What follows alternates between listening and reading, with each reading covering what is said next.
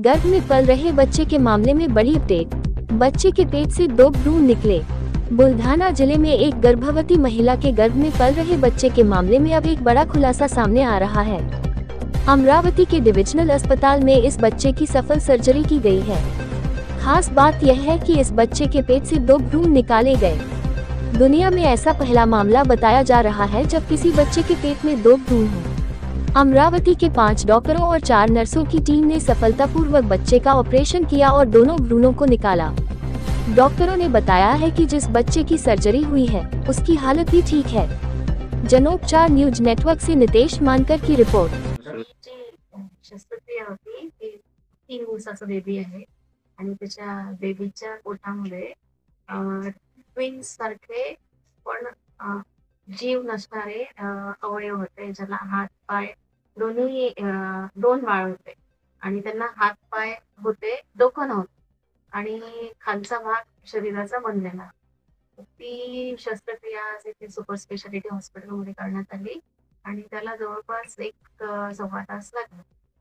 आणि या शस्त्रक्रियेमध्ये मी doctor Usha Ghuspe, doctor नवीन चौधरी, आपल्या इथे paediatric surgery senior paediatric surgeon आहेत, डॉक्टर मंगेश मेंढे सर, जे आज आपल्या हॉस्पिटलमध्ये मेडिकल सुपरिटेंडेंट म्हणून कार्यरत आहेत, डॉक्टर मॅडम, ही जी शस्त्रक्रिया होती काय कॉम्प्लिकेशन्स आले?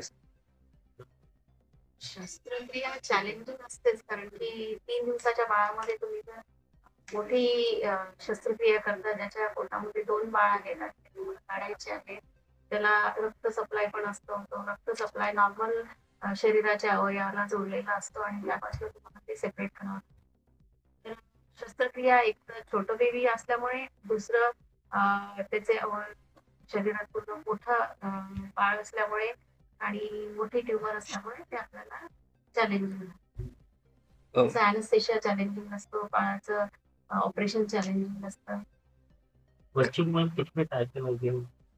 एक का कुछ नहीं रहता, पेट में आधा पेट काटा जाता है ऑलमोस्ट। मॅडम, हे अशा रेअर केसेस असतात, काय मेडिकली काय सांगू शकाल? मेडिकली कसं आहे की ते जेव्हा वगैरे जसं आपल्याला ट्विन्स आणि ट्रिपलेट्स वगैरे होतात, त्या टाईपचं सुरुवातीचं जे फर्टिलायझेशन होतं आणि ते नॉर्मल आईच्या युटरसमध्ये ना इम्प्लांट होतात, जे डेव्हलप होणारं एक बाळ असतं त्याच्या पोटामध्ये किंवा शरीरातल्या कुठल्याही भागामध्ये ते डेव्हलप होऊ शकतं. किती लोकांची टीम होती आज सकाळपासून? ते आपण सांगितलं किती लोक सगळ्यांनी स्टाफ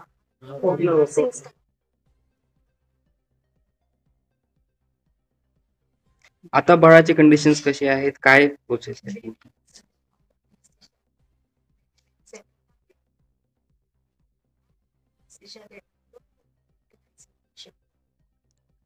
जे आपने ट्यूमर